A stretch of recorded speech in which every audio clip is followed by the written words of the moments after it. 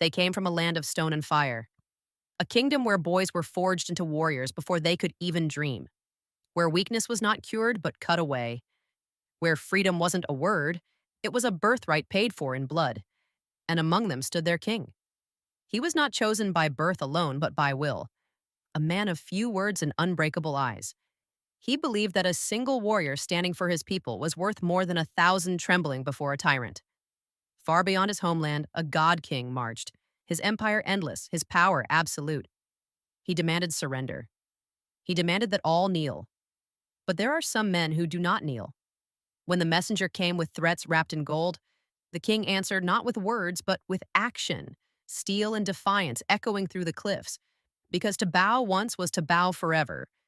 He gathered his guard, not an army, but a brotherhood. 300 warriors, 300 shields, 300 hearts that beat as one. Each man knew the cost.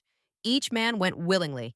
They marched toward the impossible, a narrow pass where the earth itself seemed to rise to meet them. There, the waves of the enemy would crash, and there they would stand. The sun rose on the first day of battle like a drumbeat of fate. Tens of thousands against a handful. But courage has its own arithmetic. Spears met flesh, shields locked. They fought not as individuals, but as one living thing.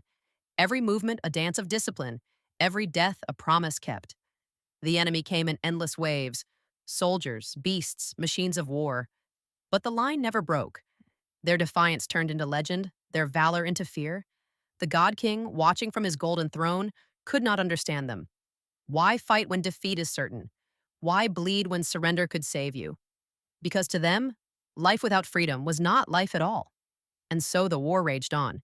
Arrows darkened the sky, fire scorched the earth, and still they stood. 300 men holding the weight of an empire with nothing but pride and steel. But even the strongest can fall. Betrayal came not from the enemy's blade, but from within.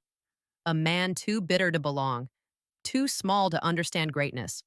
For gold, he sold their secret. And doom followed swiftly. Surrounded, outnumbered, and doomed, the king looked to his brothers.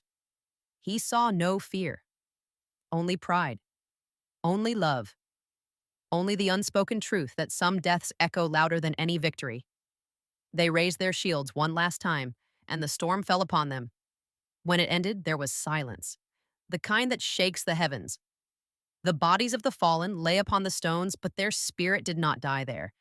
Their stand became a story, told by those who lived, whispered by those who would rise. It lit a fire in the hearts of free men across the world. Because courage is contagious, and freedom once tasted cannot be forgotten. Years later, when another army marched against tyranny, they carried with them the memory of those 300. They did not fight alone, they fought with ghosts at their side. The God King had his empire, his gold, his glory. But they had something he never could: honor, brotherhood, immortality. Because even as the centuries fade and kingdoms fall, their story remains. A reminder that there are moments in history when men become more than flesh and blood, when they stand not for victory, but for meaning. And when they do, even death bows before them. Can you guess the movie?